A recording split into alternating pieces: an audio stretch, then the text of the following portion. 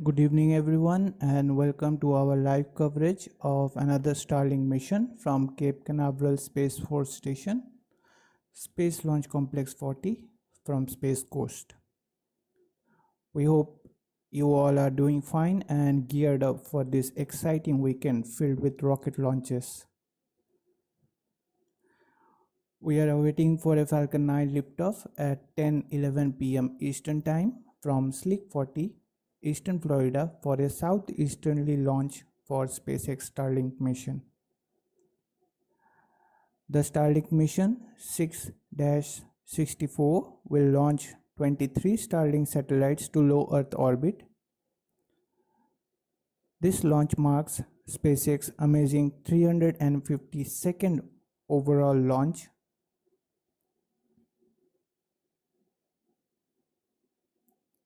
Hello, my name is Dipta Maitra, performing the commentary for today's mission launch. We are super excited bringing you the coverage of SpaceX 58th overall launch and 57th launch of Falcon 9 of this year.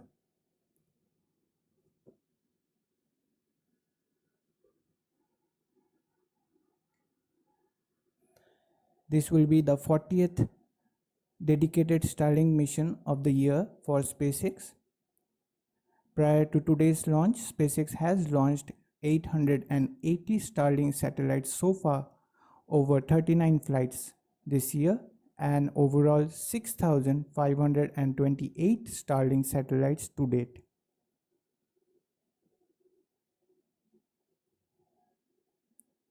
Now, before getting into the mission details, just a reminder, the Boeing Starliner crew flight test is aiming for tomorrow, that is June 1st at 12:25 p.m. Eastern Daytime, which will be 16:25 hours UTC, with backup dates on June 2nd, 5th and 6th respectively. For now, weather is expected to be 90% favorable, with ground winds and cumulus cloud rule being the primary concerns only. Now, just a heads up, it's just me running the show for our launches, so if we hit any technical snags, hang tight, but don't worry, I will do my best to walk you through the Falcon 9 launch happening in a couple of minutes and counting.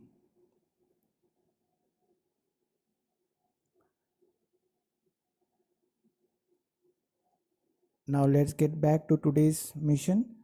So far, SpaceX reports that the weather is looking good for today's Falcon 9 launch opportunity and the range is ready to support, having only 10% probability of violation and 90% favorable outlook, with the small primary concern being cumulus cloud rule and ground winds only.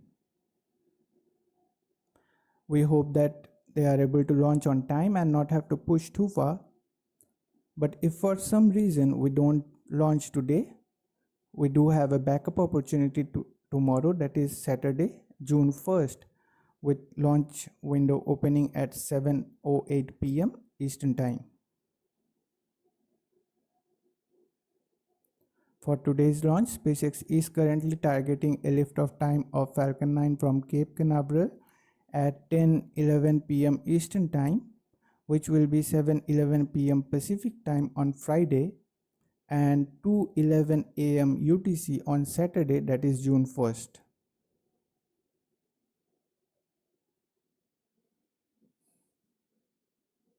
Before moving on, firstly we would like to thank all of you for joining us for today's launch and would request that if you haven't already, please like this video to help YouTube's algorithm bring in more space fan and rocket enthusiasts.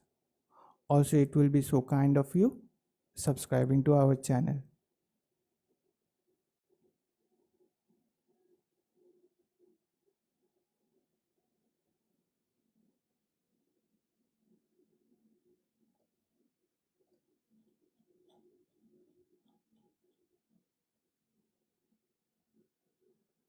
Now let's take a look at today's payload details for Starlink Group 6-64 mission.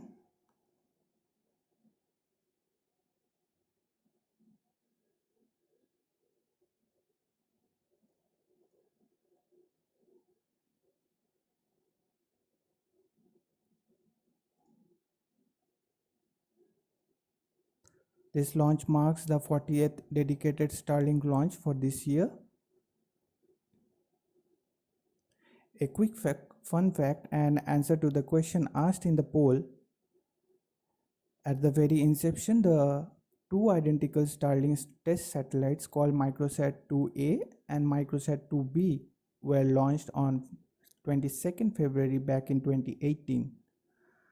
Upon orbital deployment, they were renamed to Tintin A and Tintin B. So Tintin A and Tintin B are the first Starlink satellites to be launched.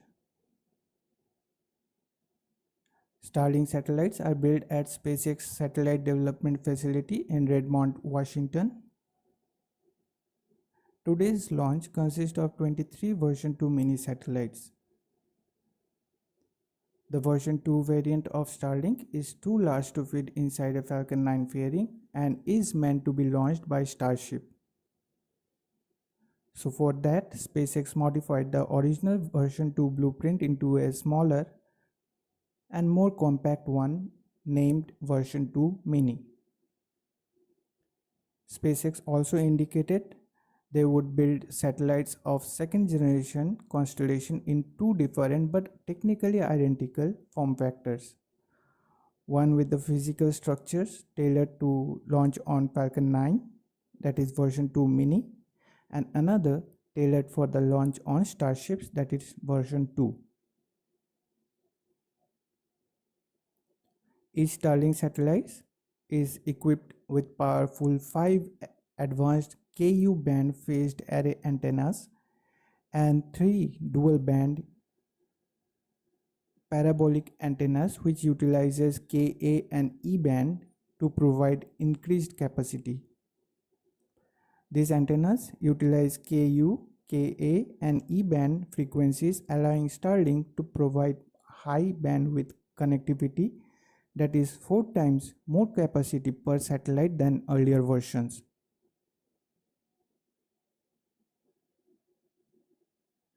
Each satellite features a dual solar array with a size of 52.5 square meters, that is 565 square feet, which unfurls to a wingspan of 100 feet. Also, it has a high capacity battery to provide power to the payloads. The two solar arrays are also aeroneutral, which enable faster on-orbit maneuvers.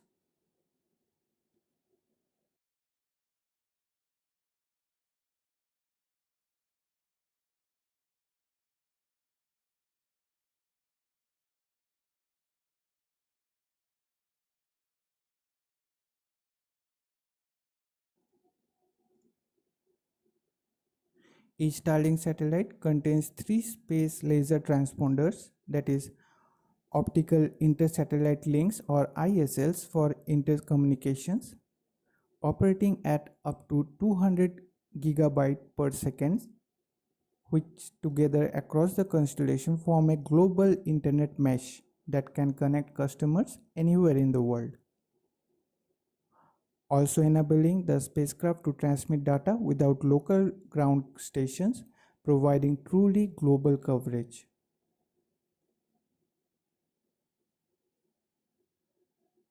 Each Starlink version 2 mini satellite weighs nearly 800 kilograms, that is 1763 pounds.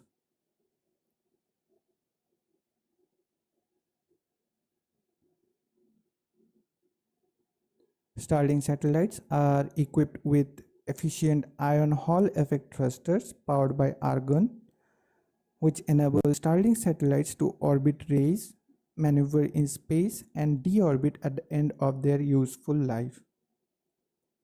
Starlink is the first Krypton-propelled spacecraft ever flown. Later switched to argon Hall effect thrusters for cost effectiveness. Also, upon switching to argon, Starlink is the first argon-propelled spacecraft ever flown in space.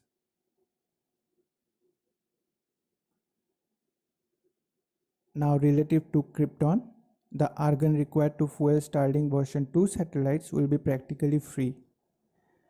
To put it into perspective, fueling its next constellation of almost 30,000 version 2 satellites could cost SpaceX less than fueling 4,000 version 1 satellites, which were based on Krypton.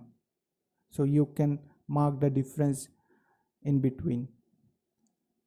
Also, SpaceX claims that its second generation thrusters using argon has 2.4 times the thrust and 1.5 times the specific impulse of the previously Krypton fueled thrusters.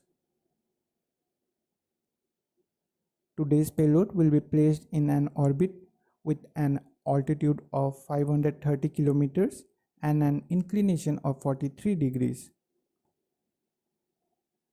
But this configuration does not apply to every Starlink satellites. Starlink satellites are placed in different configurations based on their group. We will dive into the details more thoroughly in a while.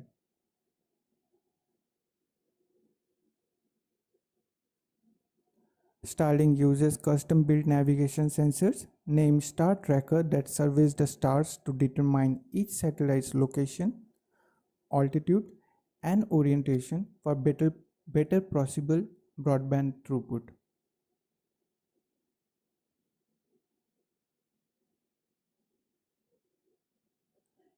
Each Starlink satellite contains 4 reaction wheels, providing agile altitude control for the vehicle. The hot sphere configuration ensures high reliability operation, and its aluminum flywheel is fully demisable at the end of life. Also worth mentioning, the Starlink satellites are equipped with an autonomous collision avoidance system for avoiding collisions with other spacecraft and space junks autonomously, which utilizes the US Department of Defense debris tracking database.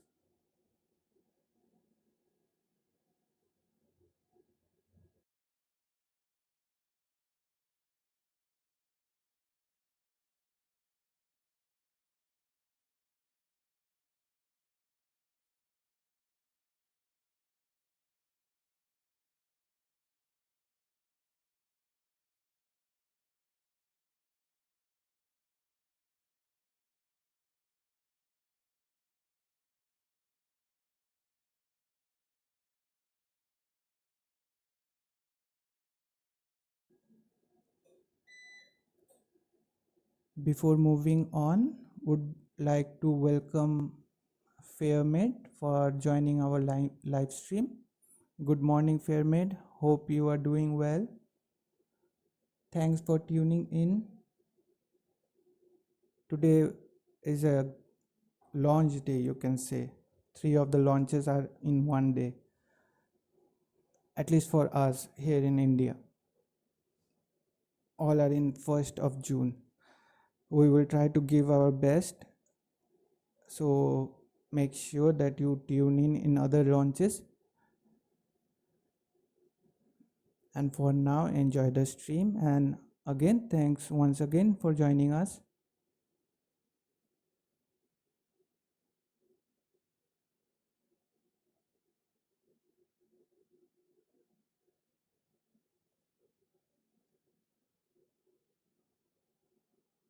Now let's go through a quick comparison of latency between Starlink and geostationary satellites. You know, the internet that comes from satellite, most of the time it is from a single satellite that's orbiting about 35,786 kilometers away from Earth. Because it is so far, the time it takes for data to go back and forth, what we call latency, is pretty high. This makes it tough to do things like streaming movies, playing online games, or making video calls. Now let's talk about Starlink. It's like a big team of thousands of satellites that are much closer to us, just about 550 kilometers up. They are all over the place, covering the whole globe, and because they are closer, the latency is way lower. To put it into perspective, Just think of 25 milliseconds of latency compared to 600 plus milliseconds of latency. You can see on your screen what is the number of round trips in case of Starlink compared to a geostationary satellite. That's a huge difference. So in a nutshell, Starlink's lower orbit makes it a game changer for satellite internet. It's like going from a congested highway to a super speedy express lane. This can mean smoother video calls, lag-free online gaming, and other high data rate activities.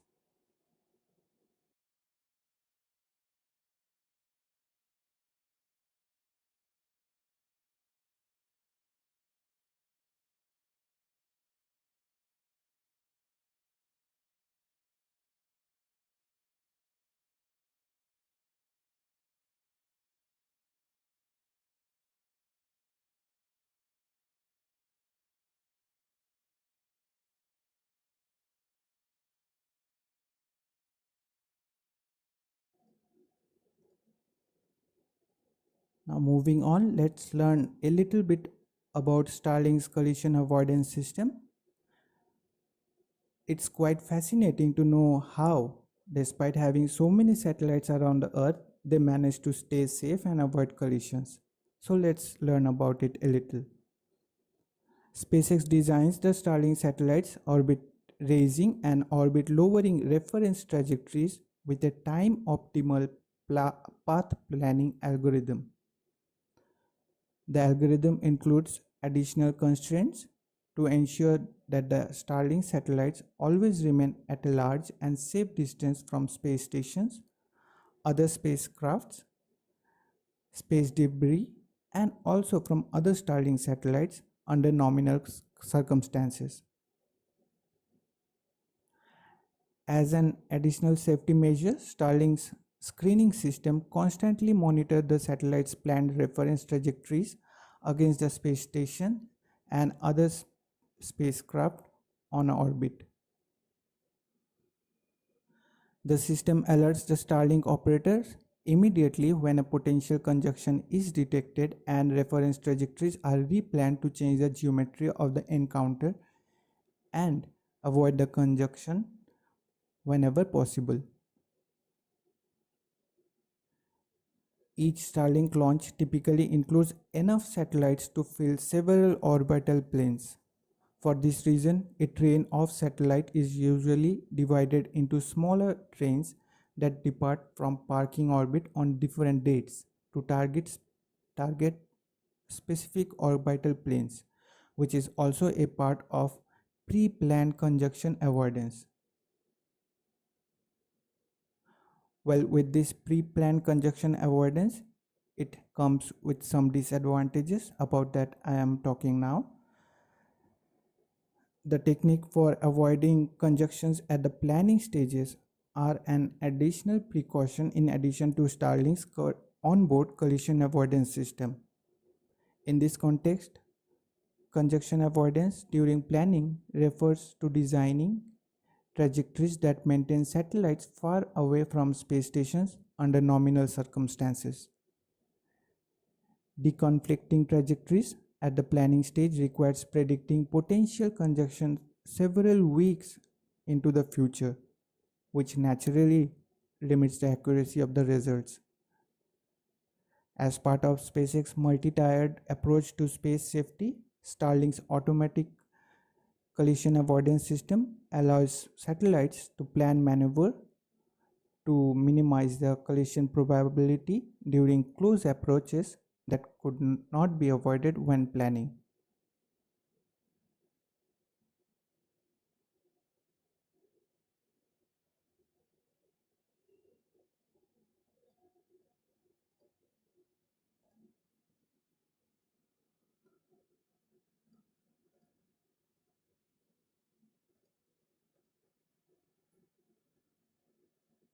Now let's look into this table we have here for the orbital status of the second generation Starlink satellites prior to today's launch.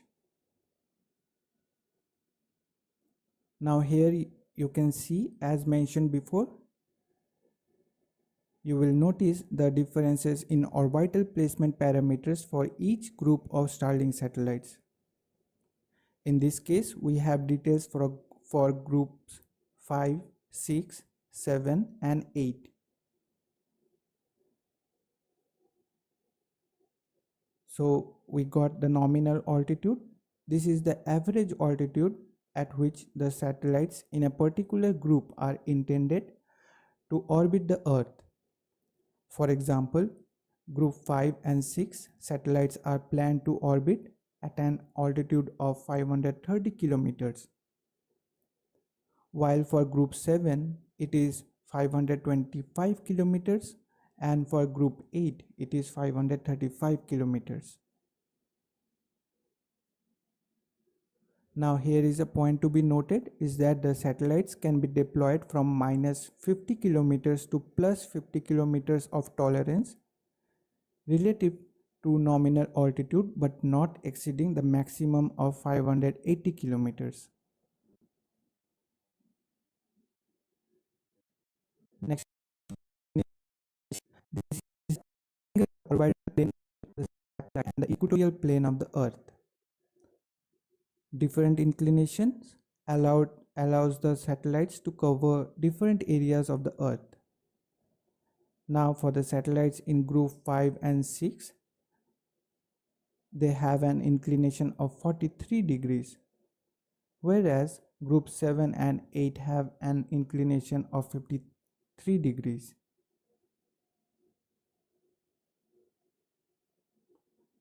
Next we have planned satellites. Each group has a plan to launch 2500 satellites for different orbital completions. Moving on to satellites launched for each group.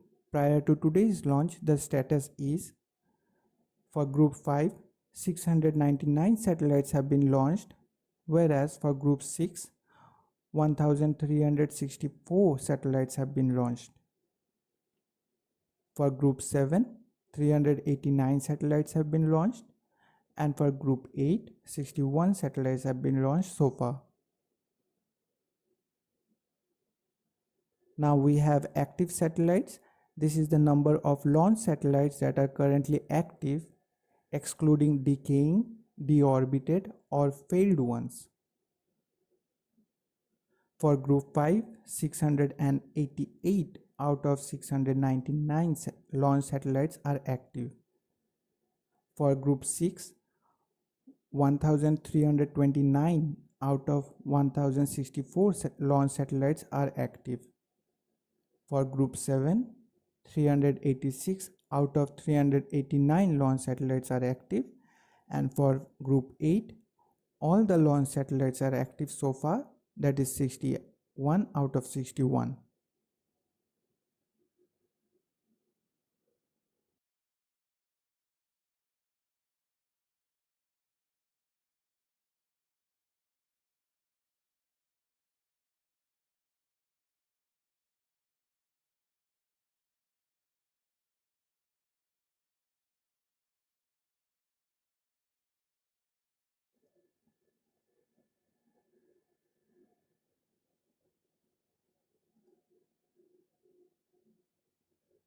Next we have the required satellites for completion. This is the number of additional satellites that needs to be launched to complete the orbital shell and subshells for each group. For group 5 and group 6, an additional of 437 satellites are required.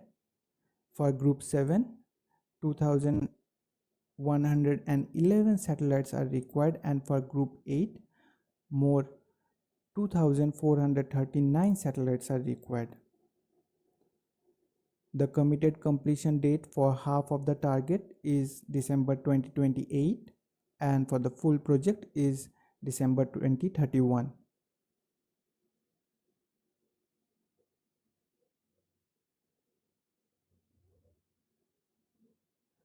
Now we have a request again for you folks, if you haven't already, Consider giving this video a like. It really helps YouTube's algorithm to bring in more space fans and rocket enthusiasts. And if you are feeling we are adding value to your viewing experience, consider subscribing. We would be super grateful for your support.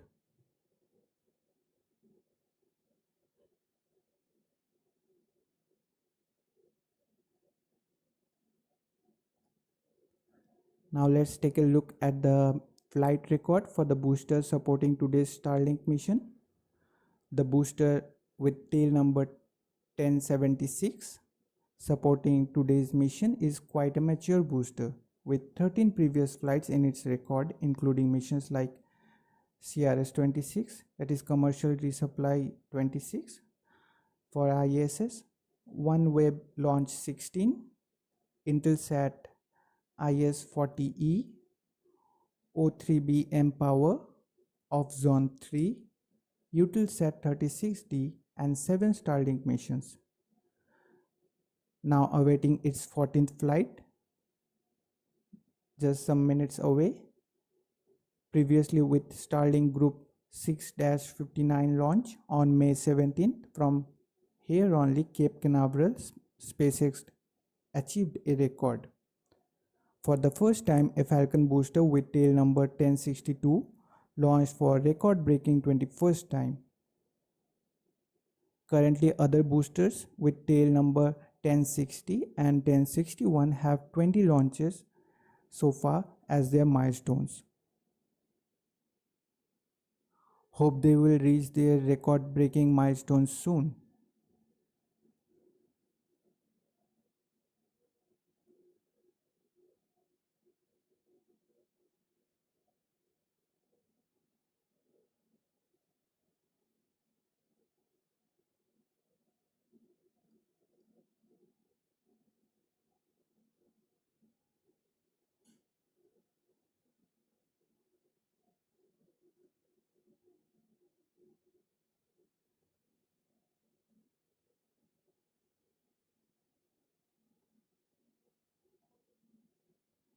Now with today's launch of Starlink Group 6, let's have a look at the bar graphs. Before today's launch, SpaceX completed 56 launches of Falcon 9 so far this year as part of its milestone. With recent ESA's Earth Care mission launch from Space Launch Complex 4 East, Vandenberg Space Force Base back on May 28th.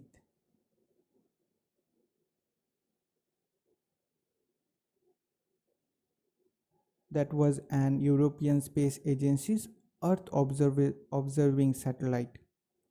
Now SpaceX hit a big milestone this year, 50th launch, with the previous Starlink 8-7 mission. That's just 2 more than half of the last year's Falcon 9 launches, which totaled 48. Now with the last and the latest Starlink mission launch, they have 8 more launches than half of the total launches made last year. This year's count already surpasses the total number of Falcon 9 launches from all the years leading up to 2021, and they are now getting close to the launches made in 2022 with only 5 launches to go.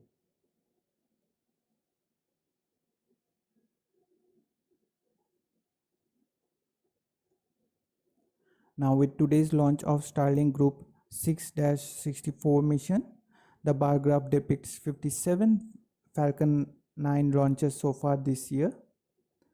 They have already done more than half as many launches as they did all of the last year, and it's only been 5 months only.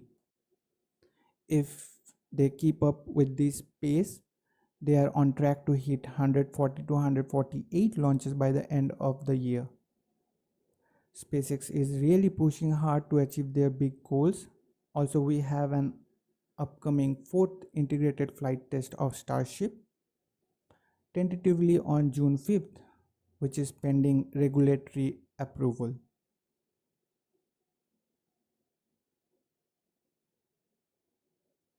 Now please allow us a couple of seconds to check whether the launch is on time or not and to stay updated.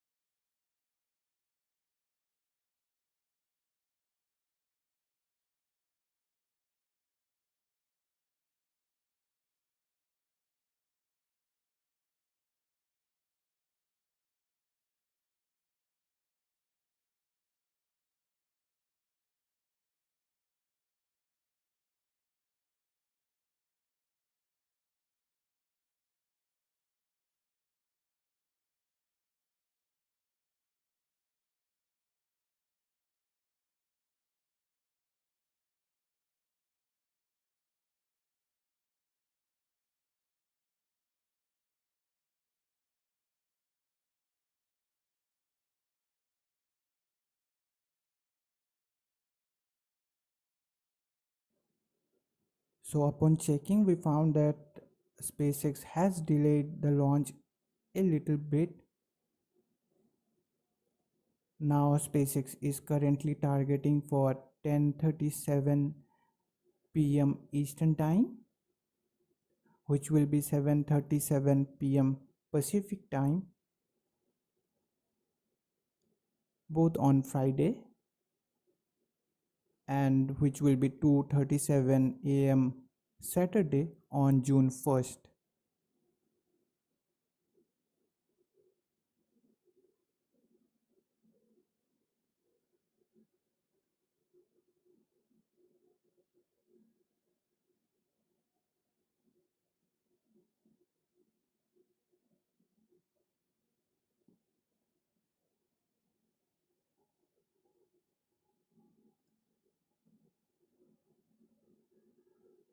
Now let's go ahead as we progress through the countdown and review the milestones that lie ahead of us on this Cape Canaveral flight.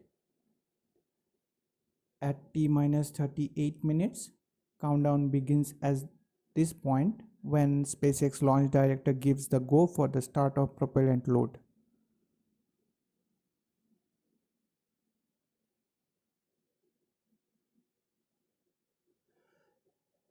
If everything looks fine, prop load begins at T-minus 30-minute mark with the loading of rocket grade kerosene or RP-1 on both the first and the second stages of the Falcon 9 rocket.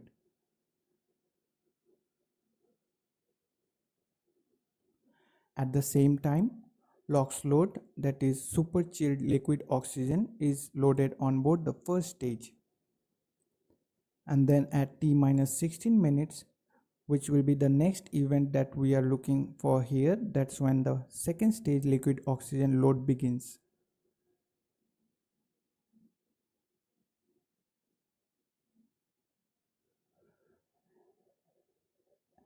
At T-minus 7 minutes, that's when the chill down of the 9 Merlin engines gets underway. It involves flowing a small amount of liquid oxygen through plumbing and turbo pumps that helps protect the engines from the risk of thermal shocks and damages during the startup sequence. At about 6 minutes before liftoff, the first stage kerosene tank should be full.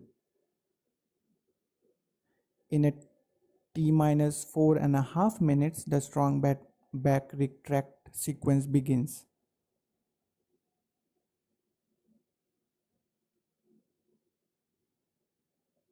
The process begins with the clamp arms underneath the payload fairing opening up, followed by the transport erector or strong back reclining about 1.5 degrees from the Falcon 9. It remains in that position until liftoff. It's when it rapidly pulls back to clear the way for Falcon 9's rocket's vertical ascent.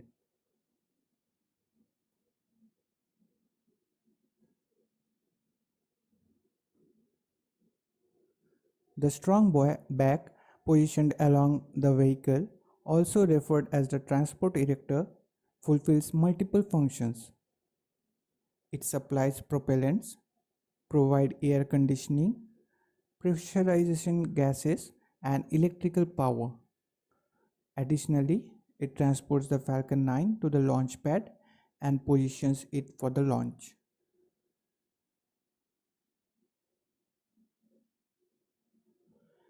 At the T-3 minutes mark, the first stage liquid oxygen loading should be complete, followed by second stage liquid oxygen loading wrapping up at the T-2 minutes mark.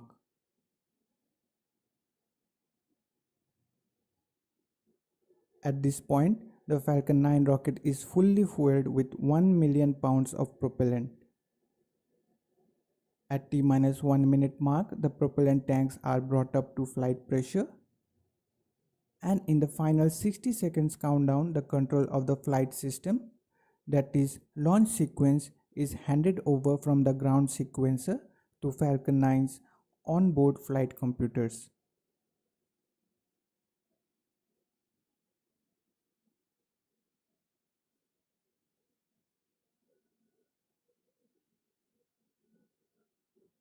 If everything looks good, at T-45 seconds mark, the launch director gives the final go for Falcon 9 liftoff.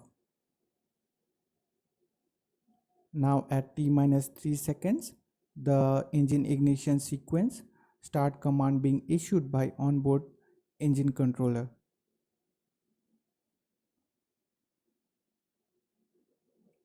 Finally, at T0, we have liftoff. If all 9 Merlin 1D engines ignite and are healthy, flight computers will give the command for the hold down clamps to release the Falcon 9.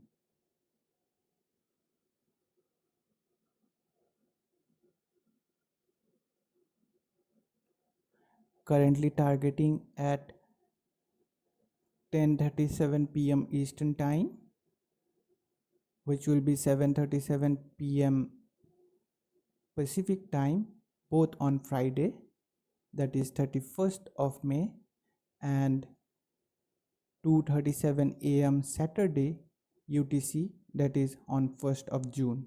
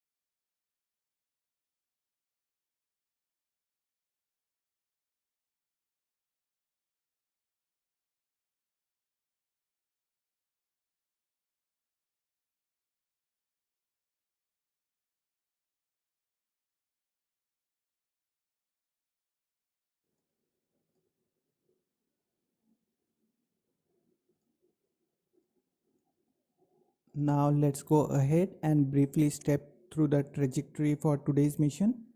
Falcon 9 will lift off from Space Launch Complex 40 from Cape Canaveral Space Force Station.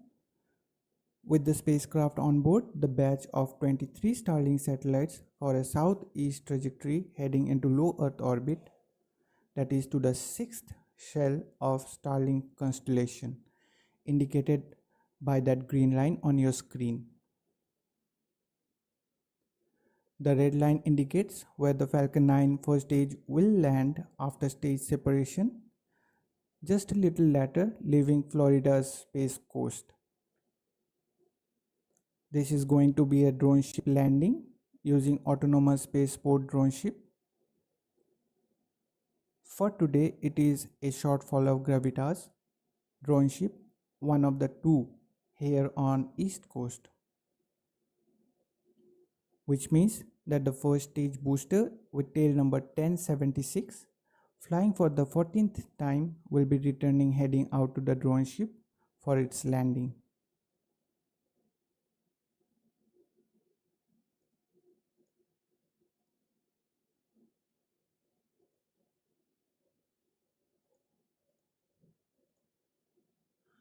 We expect the addition of a fourth drone ship, likely by the end of this year or early next year. Currently, there are 3 in the SpaceX drone ship fleet.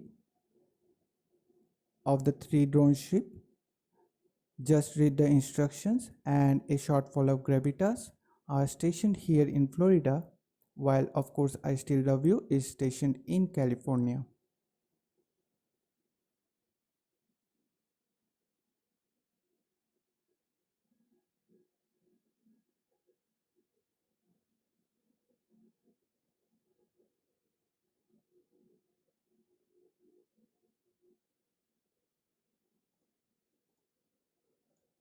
Now, just for a quick knowledge, what happens when the booster needs to execute a land landing but lacks sufficient propellant margin? In case of RTLS, that is return to launch site operation, as we recently saw in European Space Agency's Earth Care mission in Vandenberg launch, the rocket lands at a predetermined landing site, which are SpaceX landing zones, using only its propulsion systems. But when propellant margins do not permit an RTLS landing, rockets returns to a floating landing platform in the ocean, that is a drone ship. So that's a preventive measure taken every time for a RTLS operation.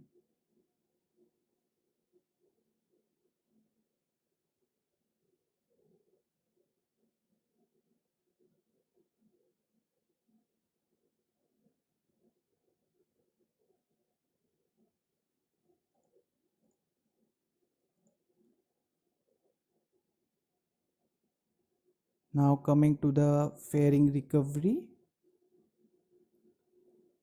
the two halves of the payload fairing will be recovered slightly farther downrange from where the first stage lands on the drone ship.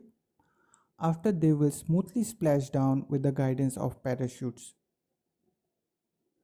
SpaceX will utilize a recovery vessel to retrieve them from Atlantic waters. SpaceX manufactures the fairing in-house, with the total cost of two halves is nearly $6 million. So it's of no wonder that SpaceX aims to recover the fairings for repetitive use, mirroring their approach with rocket boosters, upholding the motto of reusability and sustainability.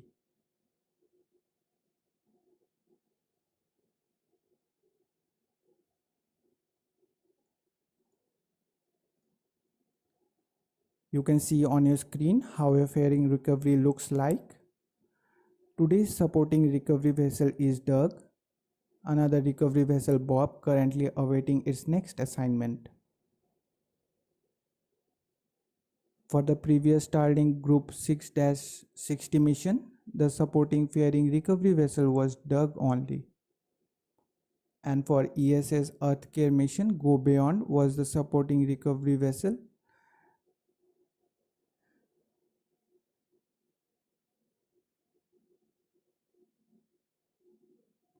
SpaceX has named its two recovery ships Bob and Doug after Bob Bacon and Doug Hurley, the two NASA astronauts and the first crew SpaceX launched for NASA under Commercial Crew Program on Demo 2 mission to the International Space Station back in 2020. Also yesterday, that is May 30th, marks the 4th anniversary of Falcon 9 launching NASA's Demo 2 mission to the space station, returning human spaceflight to United States. And since then, Dragon has carried 49 people into orbit.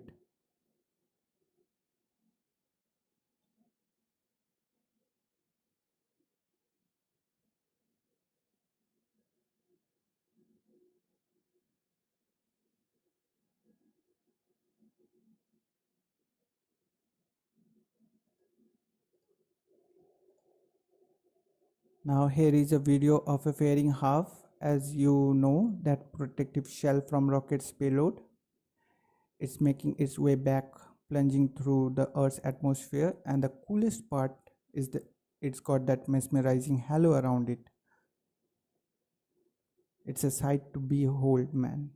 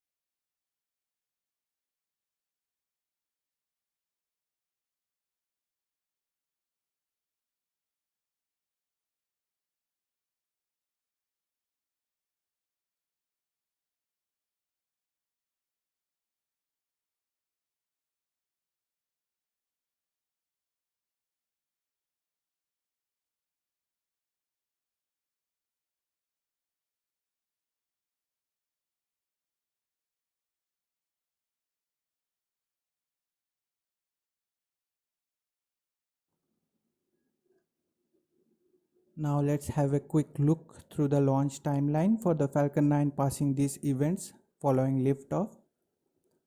At t plus 1 minute and 11 seconds, Falcon 9 will pass through max Q, a point of greatest aerodynamic pressure on the vehicle.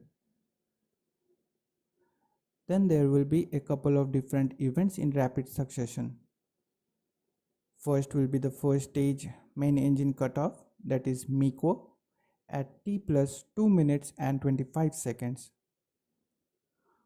followed by a major milestone within 4 seconds at t plus 2 minutes and 29 seconds, where first and second stage will separate from each other. Just after 7 seconds later, second stage MVAC engine will ignite for the first time during the flight, that is SES-1, at t plus 2 minutes and 36 seconds.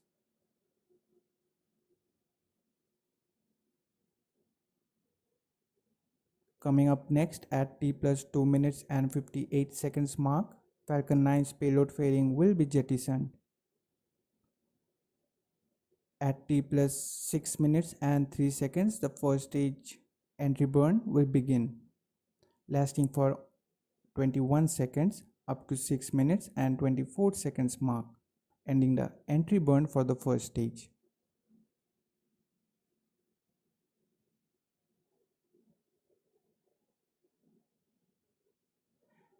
At this time around, we will hear the callouts for stage 1 FTS, that is the flight termination systems being saved.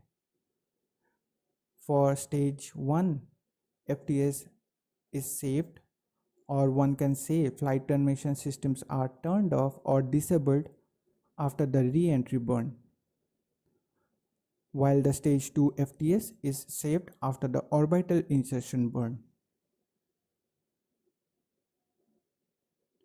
We will also hear the callouts for stage 1 being transonic and stage 2 being in terminal guidance.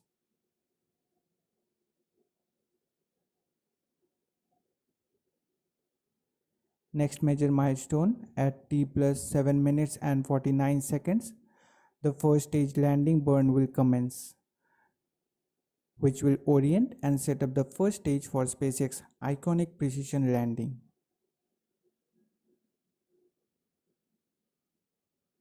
At t plus 8 minutes and 9 seconds, the first stage will land on droneship A Shortfall of Gravitas for 73rd time, marking SpaceX 350th overall landing.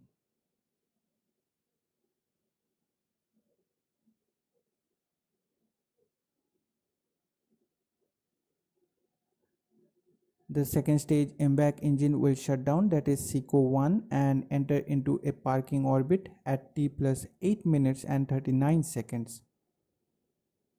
Coming up to t plus 54 minutes and 3 seconds, the second stage MVAC engine will reignite for a short 2-second burn, that is SES-2, and turning it off at t plus 54 minutes and 5 seconds, that is SECO-2, which will set up Starlink satellite deployment at approximately t plus 1 hour 5 minutes and 12 seconds.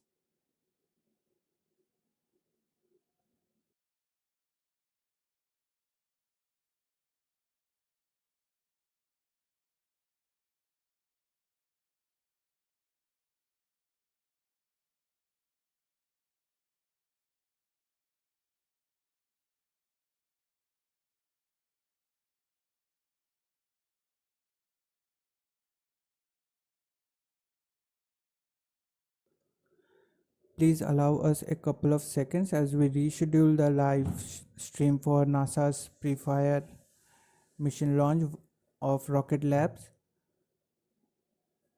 because the SpaceX has pushed the launch a little bit farther. I think the launch time, and as we have planned the stream, it will be coinciding, so let me just push it far for some couple of minutes. So please give me some time and I'll be back.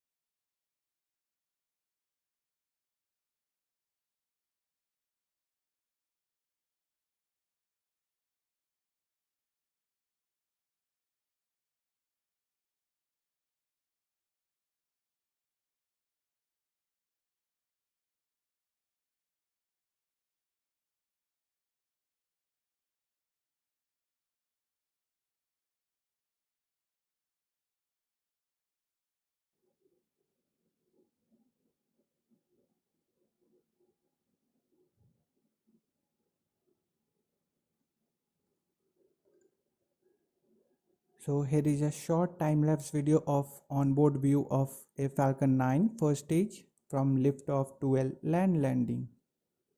Although today we will be landing on a drone ship, as we have liftoff surpassing the max Q point, that's when the pressure is at its maximum, we will witness the stage separation. Following that, the vehicle will rise towards the apogee before deploying the hypersonic grid fins to position and orient the first stage for landing. You may notice intermittent bursts of nitrogen gas for altitude control.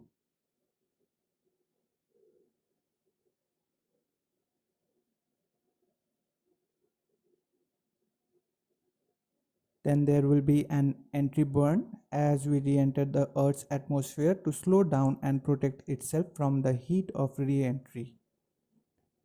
And for the grand finale, the landing burn kicks in with the landing legs deployed for a smooth and successful landing.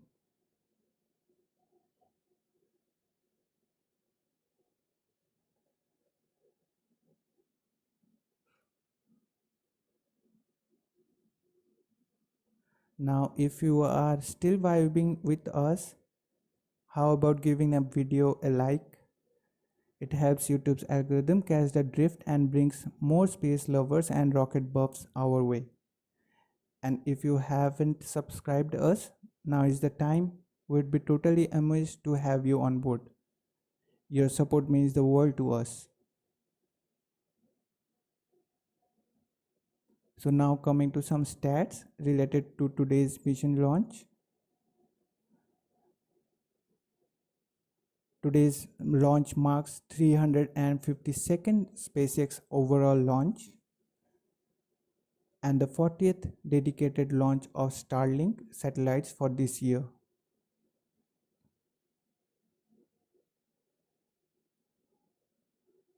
This is the 341st Falcon 9 launch to date.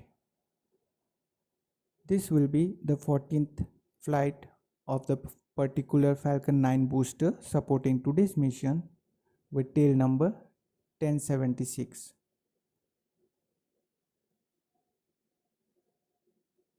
It is the 57th Falcon 9 launch of 2024 so far. Previous 56th Falcon 9 launch was for European Space Agency's Earth Care mission.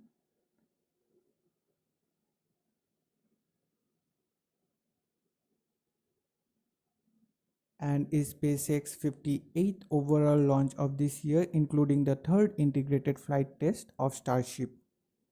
Expecting the next fourth integrated flight test probably on 5th of June if everything goes as planned.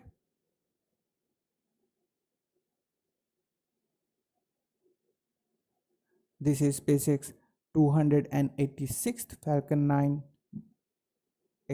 Falcon booster reflight to date. That is the launch of a booster that has flown at least once before. 189th orbital launch for SpaceX launching from Slick 40. And this is the 244th overall orbital launch from this pad, that is Space Launch Complex 40. With this mission's success, SpaceX will have a remarkable 6,551 Starlink satellites launched to date.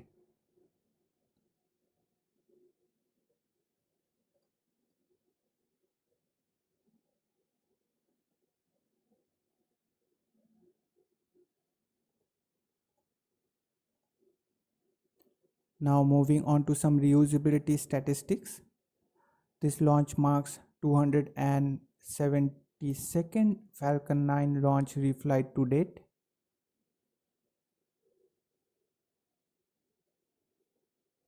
This will be the 73rd landing on A Shortfall of Gravitas drone ship. Also, this will be the 14th landing of the first stage booster with tail number 1076 supporting today's mission. With this mission's first stage landing, which paves the way to 246th overall droneship landing, marking 298th Falcon 9 landing to date and 315th SpaceX overall landing to date.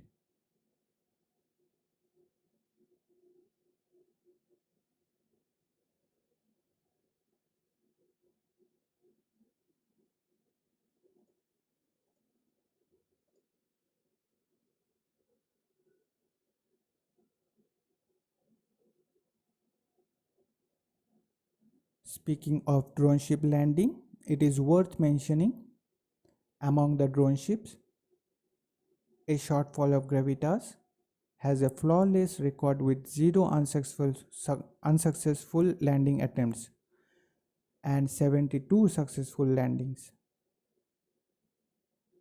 In comparison, Just Read the Instructions has encountered 3 unsuccessful landings with 82 successful landings, while Of Course I Still Love You has experienced 7 unsuccessful landings and 91 successful landings. This gives A Shortfall of Gravitas the lead in clean and successful drone ship landing attempts so far. Also, please note that these drone ships stats just I mentioned here are excluding today's mission. All these stats are prior to today's mission.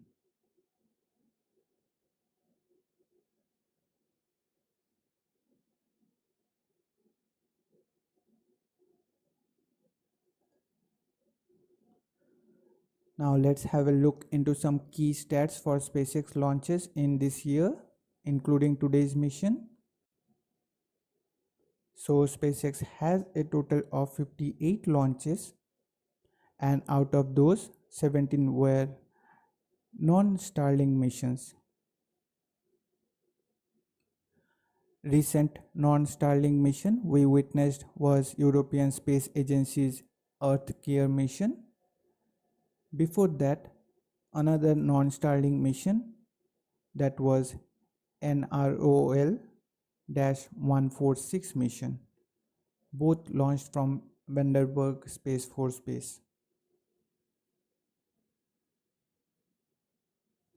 SpaceX reused booster for 55 times in those launches, showing their commitment to sustainability and reusability.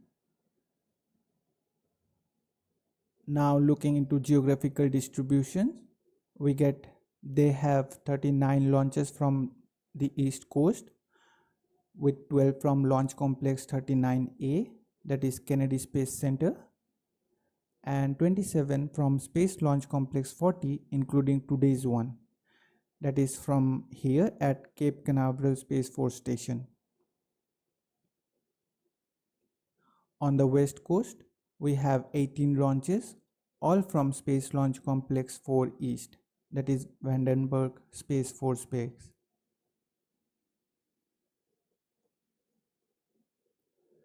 And there was one launch from the Gulf Coast of Starbase back in Texas for the Starship third integrated flight test, now awaiting the next integrated flight test.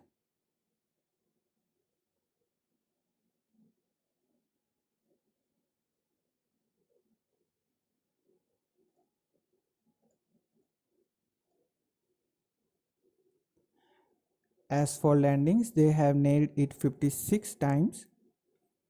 Most of them were on drone ships, with 43 successful landings, 14 on Of Course I Still Love You, 11 on Just Read the Instructions, and 18 on A Shortfall of Gravitas, including one from today. And for ground landings, they have pulled off 13 times, 8 times on landing zone 1, only 1 time on landing zone 2, and 4 times on landing zone 4 respectively.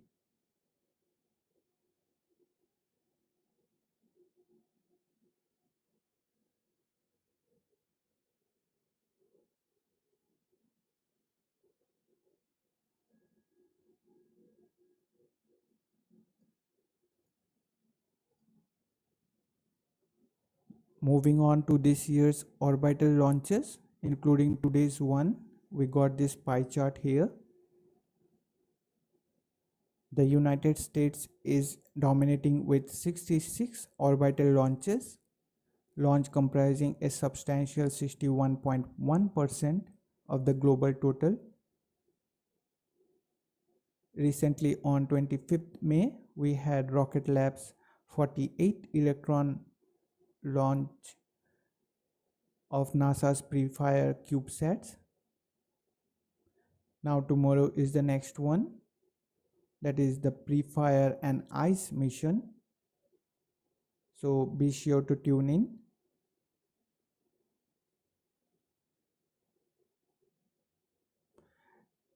China follows closely behind, accounting for 25% with 27 launches, while Russia maintains a steady pace with 8 launches, with a recent Soyuz 2.1A launch of ISS Progress 88 or Progress MS-27 cargo resupply mission on May 30th from Baikonur Cosmodrome, making 7.4% of the pie.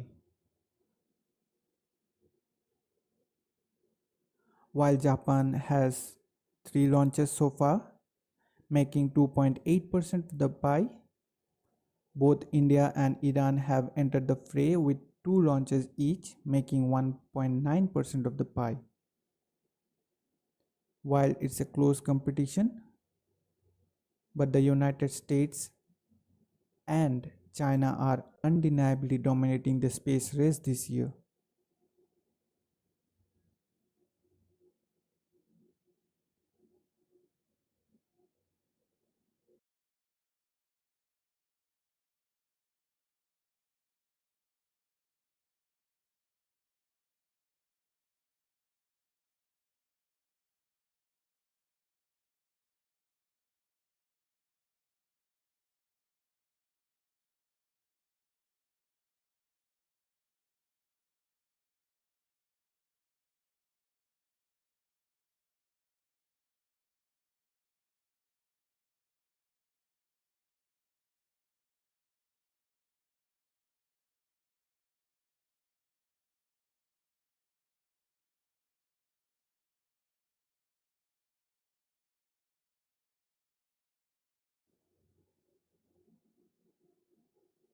So now we have this pie chart showing 2024 orbital launches by rocket variations, including today's launch. So let's have a look and let me break it down for you. The green slice of the pie, that's the Falcon 9 rocket, a real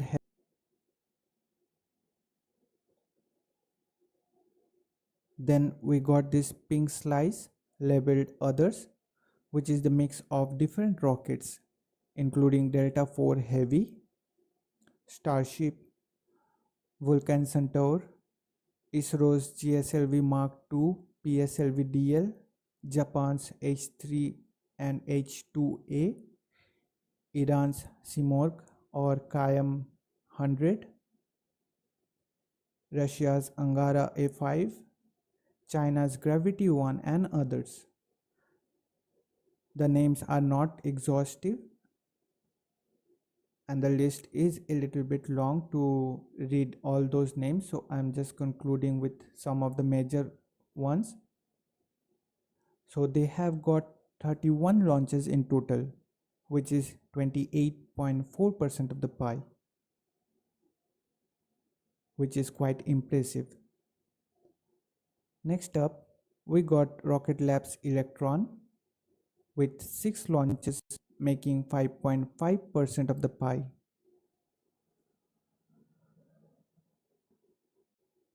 As mentioned before, recently tomorrow we have Rocket Lab's 49th Electron launch on June 1st, launching NASA's second pre-fire CubeSats.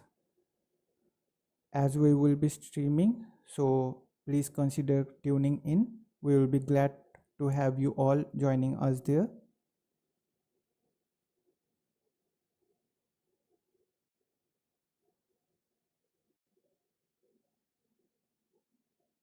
Also, we have Soyuz 2 rockets with 7 launches so far this year, which is 6.4% of the pie. Last but not the least, we got China's CZ2D, or you can say Long March 2D, and CZ2C, that is the Long March 2C rockets.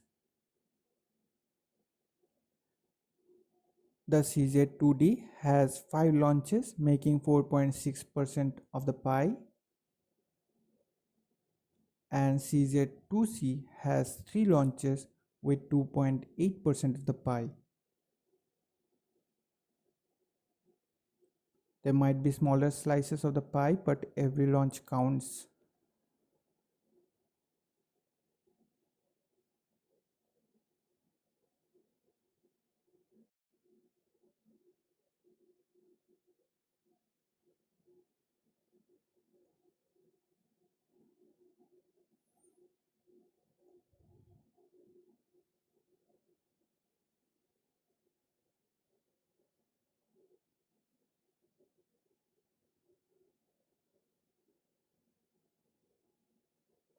We are getting close to the start of the webcast. Let me check the schedule whether it is on time or not, or SpaceX has pushed it a little bit more far or not. No, upon checking it seems like they are on time for now. Only 1 minute to go for the webcast to begin.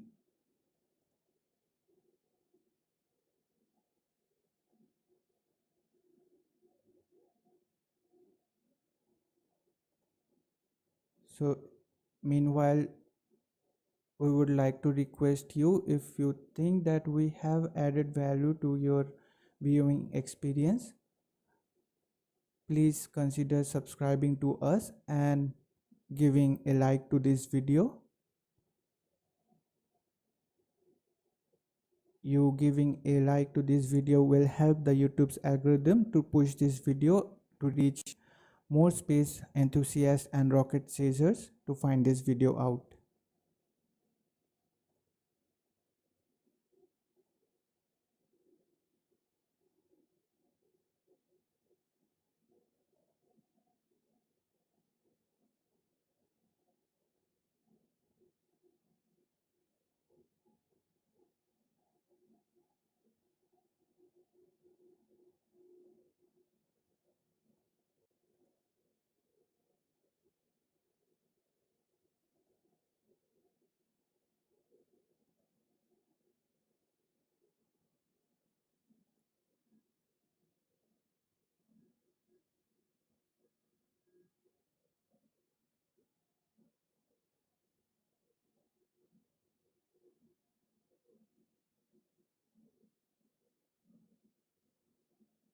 We are thankful to all of you joining us for today's mission launch live on this stream. Thanks for tuning in. Now just we are awaiting for the webcast to begin. Sooner the conclusion of this webcast, we will be having Rocket Lab's pre-fire and ICE mission on our channel. So if you consider tuning to it, we will be glad to have you all joining us there. Tanks are pressing for strong back recheck. And you have heard that call out with pressurizing the tanks. We are adding a bit of gas to firm up the tanks so that the clamp arms can open with a solid structure holding the Falcon 9. As those arms are open, we start reclining the strong back about 1.5 degrees away from the Falcon 9. Strong back lower has started. We have heard the call out that the process is now underway, and you can see, although it's not visible from this view, but you might be able to see that the clamp arms around the stage 2 are now coming to open. You are seeing the clamp arms opening up here underneath the payload fairing, the transport erector reclining 1.5 degrees from the vehicle, now less than 4 minutes away from liftoff. Coming up on inside T-3 minutes mark, everything continues to be go. We are currently chilling in the Merlin engines back from T-7 minutes when we open the pre-valves, which allows the propellant down to the engines to get them prepared for the ignition just before T0. You can see the strong back is now retracting away. It is a slow process. We have a hydraulic actuators at the base of the strong back that will pull it away.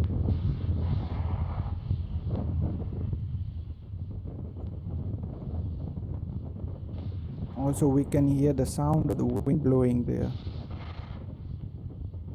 Although it was mentioned in the weather forecast that there will be some chances of ground winds, but the probability of violation is 10% only. Now we got the call out right on time. Liquid oxygen loading of the first stage is complete. We are now awaiting the second stage that will finish up at just inside T-2 minute mark. Now we are inside 2.5 minutes and the range continues to be green, and the weather, of course, as you can see there, has cooperated. We don't expect any weather conditions to develop in the last couple of minutes. Again, if for some reasons we do not launch today, we do have a backup opportunity tomorrow.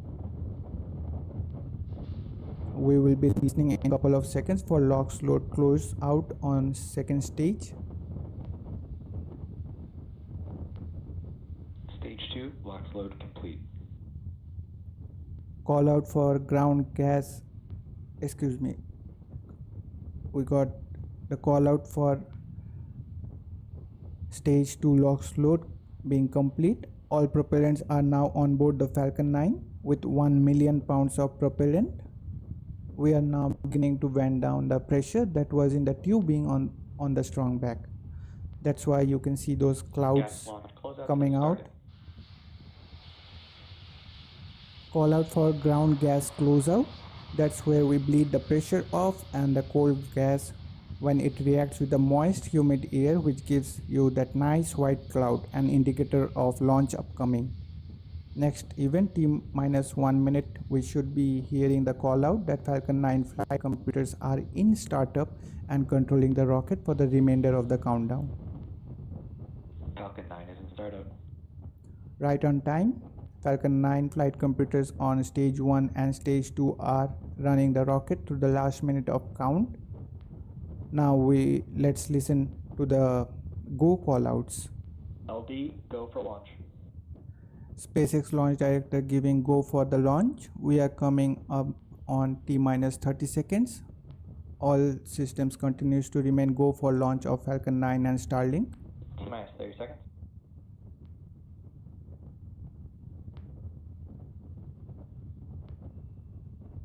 Now we're waiting for just the liftoff.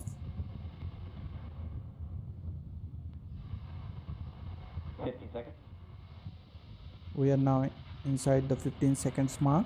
10, 9, 8, 7, 6, 5, 4, 3, 2, 1, ignition, and liftoff. Go Starlink, go Falcon.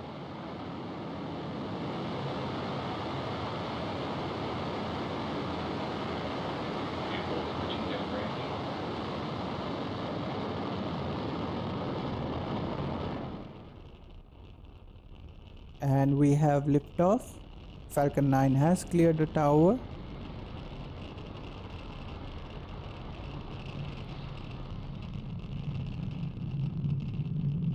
T+30 seconds into flight, Falcon 9 on its way with 23 Starlink satellites into low Earth orbit. Stage 1 engine chamber pressure is nominal. We heard that in the call out. Power and telemetry nominal.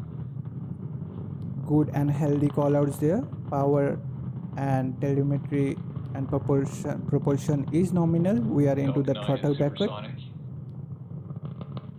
We have exceeded Mach 1 on the Falcon 9. Now Falcon 9 is faster than the speed of sound as we go on supersonic.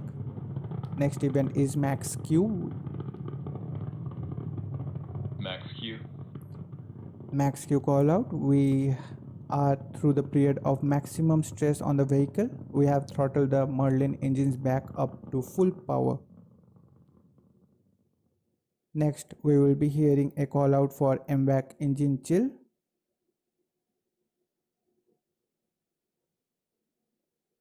MVAC chill started.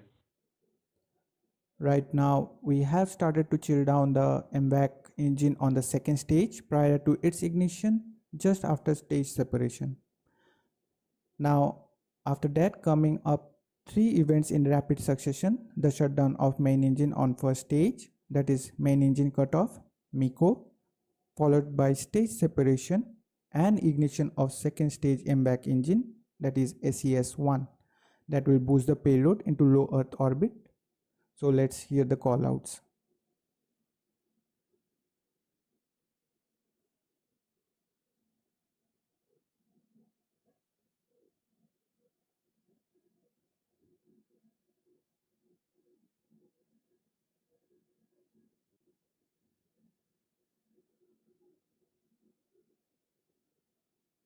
Go. Stage separation confirmed.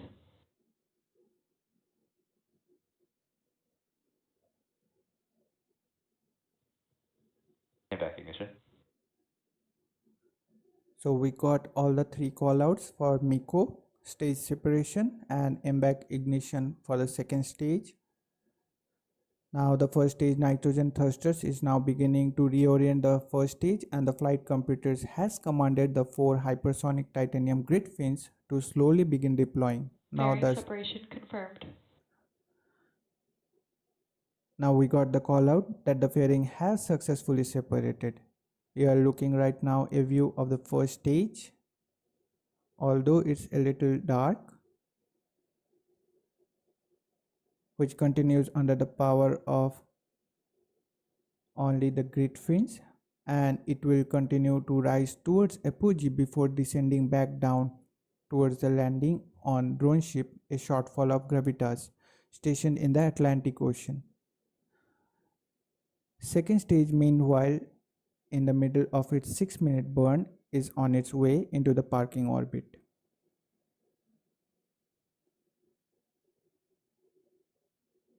Now in couple of seconds we should be hearing a call out for both vehicles are on a nominal trajectory.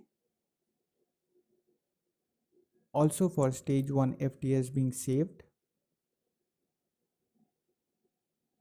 So far the launch has been great. The first stage has done its job and it's way back on its way back. The second stage is running at full power and we are getting not so amazing views, but okay, not bad also. At least for second stage we are getting good views, at least for those MVAC engine. Now we are getting ready for the first stage to return to the drone ship landing site. During this part of the flight, stage 1 relies solely on its grid fins for steering as it returns to Earth. These grid fins orient the Falcon 9 during re-entry and guide the rocket during its descent. Vehicles are on a nominal trajectory. So we got the call out for the vehicles. Both the vehicles are on a nominal trajectory. That's a good call out.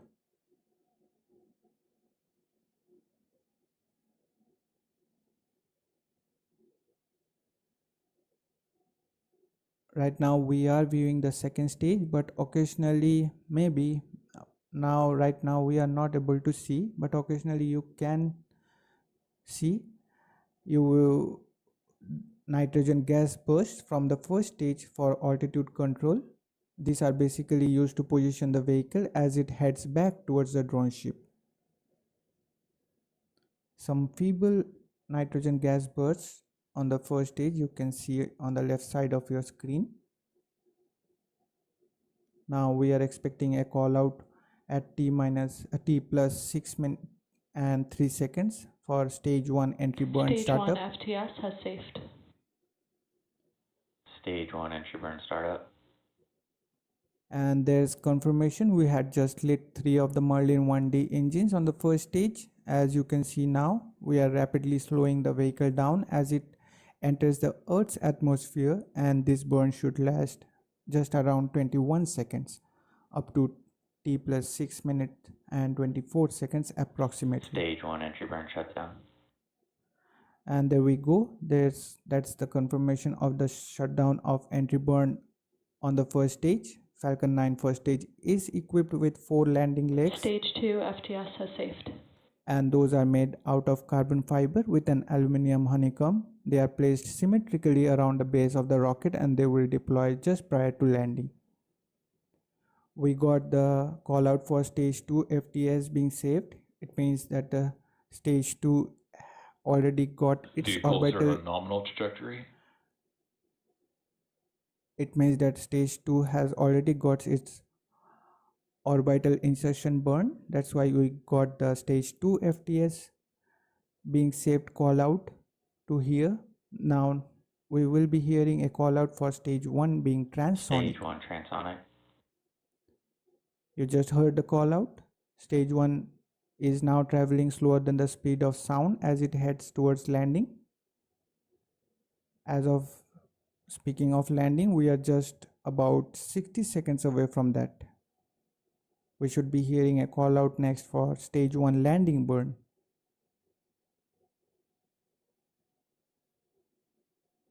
Stage 1 landing burn.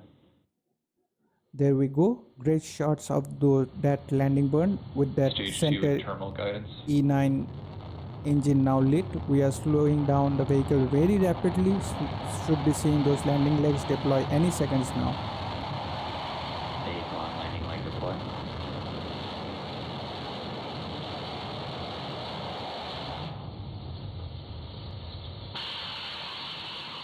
Stage 1 landing confirmed. And there you have it. We have successfully made the 330th landing of orbital class rocket. Coming up next, we will have the second stage engine cutoff, that is SECO 1, and following that event we will enter into 45 minutes of coast phase as the vehicle ascends to its target orbit. Impact shutdown.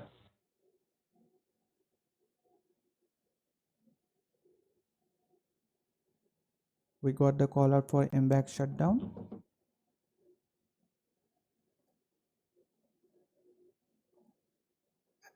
And those are the call outs we were waiting for, although we didn't got the second call out to hear about the nominal orbit insertion, but at least we got the call out for second stage engine cutoff, that is SECO 1.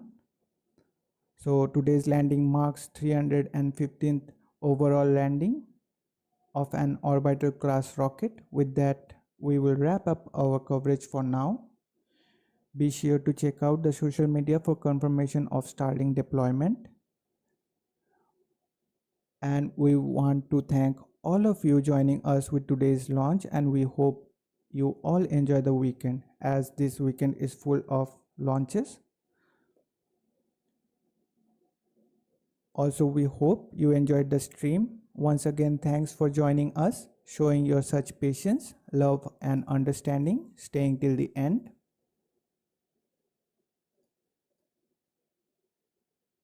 We are glad to have you all here with us. This is AstroYonder Live and me, Dipta, signing off for now, and we will see you next time.